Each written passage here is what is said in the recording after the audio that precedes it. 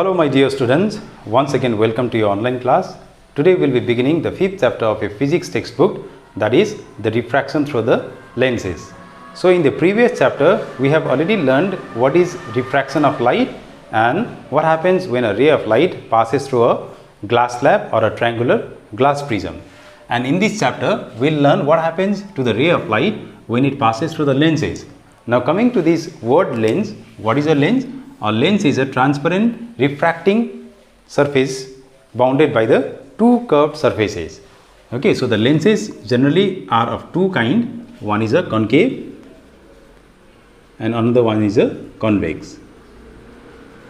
Okay, one is a concave and other is the convex. So what is a concave lens? The concave lens is the one in which both the refracting surface are hollow inward, like this kind. And a convex lens are the one whose refracting surface are bulged outward.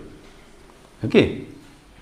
So now whenever a ray of light passes through either of these two lenses, a change in path will occur. Okay, so one acts as a converging lens, that is a concave lens, and the concave lens it acts as a diverging lens. This can be simply understood by considering a concave lens and a convex lens to be made up of many prisms. So let us see the converging action and the diverging action of a concave and a convex lens. So for a convex lens I can draw it like I can draw a prism here, another prism, okay, and then in the central part I can consider a glass slab, okay, a rectangular glass slab. Again in the lower I can make a prism inverted downward. Okay, so it looks like a convex lens, okay, whose both the surfaces are bulged outward. So in the previous chapter we have learned that whenever a ray of light passes through a triangular prism, it always bends towards its base. So here it will bend towards its base, here also it will bend towards the base, and whenever a ray of light passes through the rectangular glass slab, normally it passes without any deviation. So here it will bend towards its base, here also it will bend towards the base. So as a result we see that the convex lens it acts as a converging lens. Similarly, our concave lens it can be considered to made out of a prism arranged in this way. Okay, so I can arrange the prism in a very simple way. Okay, so again drawing the ray diagram, whenever a ray of light passes through the, what happens? A prism it will bend away, not away, here towards the base. Here the base is upward, here also the base is downward. Okay, so and this one passes without any deviation. So we see that the ray of light diverges. So in this way you can explain the converging action of a convex lens and a diverging action of a concave lens. Okay, so the next important topic is to draw the ray diagram for the formation of images when the object is kept at a different distance from a concave lens and as well as a convex lens. To understand that, we simply need to learn few of the rules to draw the ray diagram. So let us see what are those rules. So the rules to draw the ray diagrams are, the first one is in case of a convex lens. Okay, so in case of a convex lens what happens? So here I have an optical center, there I have focus, and here I have center of curvature. There I have another focus and here the center of curvature. So the first rule states that if any ray is coming parallel to the principal axis, after refraction it will pass through the focus. Okay, so this one is the first rule. The second one is if any ray is passing through the focus, after refraction it will emerge parallel to the principal axis. And the third one is if any ray is passing to the optical center, it will pass without any deviation. Okay, so these are the three rules in case of a convex lens. The first one, if any ray is parallel to the principal axis, after refraction it will pass through the focus. If any ray is passing through the focus, after refraction it will emerge parallel to the principal axis, and if any ray is passing to the optical center, it will emerge without any deviation. So similarly in case of a concave lens, we have the first rule, if any ray is going parallel to the principal axis, after refraction it will diverge as if it was coming from the focus.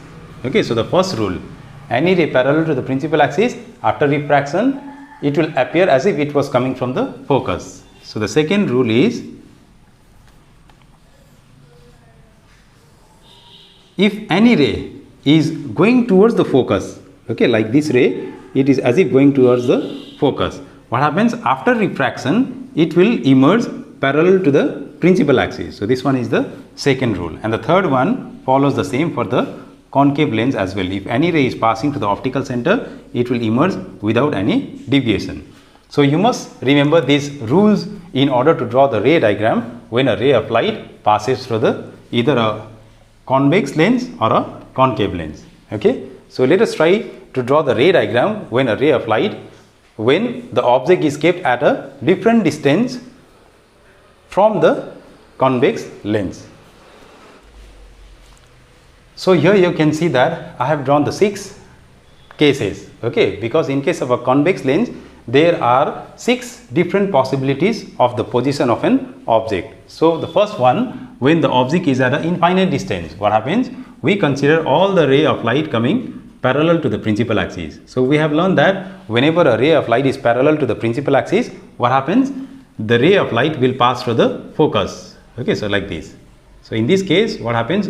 When the object is at an infinite distance, we say that the image is formed at focus, and the nature of the image is highly diminished to a point, and it is a real image because it can be obtained on a screen. Now the second, what do? I bring it closer to the center of curvature. Okay, so I draw F and there C.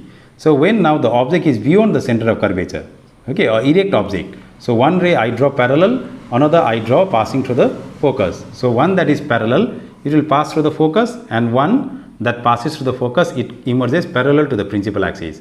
So we see that the object will be formed between the focus and the center of curvature on the other side of the lens, and the image will be diminished and it will be real and as well as inverted also. Another, when now the object is kept at the center of curvature itself. Okay, so in this case again I draw the 2 rays, one parallel, another passing to the focus. So one parallel will pass through the focus, and then one parallel will passing the focus will emerge parallel. So in this case, when the object is at center of curvature, the image is also formed at center of curvature, and in this case the image and the object are of same size, but still the image will be a inverted one. The fourth case, now I bring it closer. That means I can keep the object between the focus and the center of curvature. Again the 2 ray, one parallel, another passing to the focus. The one that is parallel will pass through the focus, and one that is passing through the focus will emerge parallel. So in this case what happens? We see that the image will be formed beyond the center of curvature. The image will be enlarged and as well as it will be real. Now the fifth case, I keep it at the focus itself. Okay, so now when I keep it at focus, one ray I can draw parallel, but another I cannot draw a ray passing through the focus. So in this case I will make it pass to the optical center. So in this case we will see that the ray of light will go at an infinite distance, and the object and the image will be formed at infinity. Okay, so in this case the image will be highly magnified, and as well as it will be inverted, and also it will be a real image. Now the last case and the most important, because in rest of the 5 cases we see that the image was a real, but now when I keep the object between the focus and the optical center. Okay, so in this case I will keep the object here. So one I draw parallel, another passing to the focus. Sorry, not focus, optical center. It will go without any deviation, and the one that is parallel, it will pass through the focus. And we see that this ray is a diverging ray, so it will never meet at some point. So I obtain the image by extending the 2 refracted rays backward. So in this case you can see that the image is a erect image, and also the image is a virtual image. Okay, and this ray diagram is very important from the examination point of view. So now let us see the ray diagram for the formation of image by a concave lens. Now for a concave lens we have only the 2 ray diagrams. The first one when the object is at an infinite distance, and the second case when the object is at any distance on a principal axis. So the first, when a ray of light is at the object is at an infinite distance, all the rays come parallel to the principal axis. So according to the rule, whenever a ray of light is parallel to the principal axis, it will diverge as if it was coming from the focus. So it will also get diverged. Okay, so in this case the object will be formed on the same side but at the focus, and the image will be highly diminished, and as well as this image will be the virtual image. The second case, whenever a ray of light, whenever object is kept at any point on a principal axis, again I draw two rays, one parallel, another I can draw it passing through the focus. Okay, so one passing through the not focus optical center, it will go without any deviation. But the one that is passing through that is parallel to the principal axis, what happens? This will appear as if it was coming from the focus. Okay, so in this case, the image will be formed at the point where one of the ray was passing through the optical center and another here. Okay, so in this case, what we see that the image will be formed on the same side of the lens between the focus and the optical center, and the image will be a erect image and it will be smaller than the object. That means the size will be diminished. So these are 6, 7, 8 ray diagrams that you must learn in order to write correctly the answers when it is asked in your examination.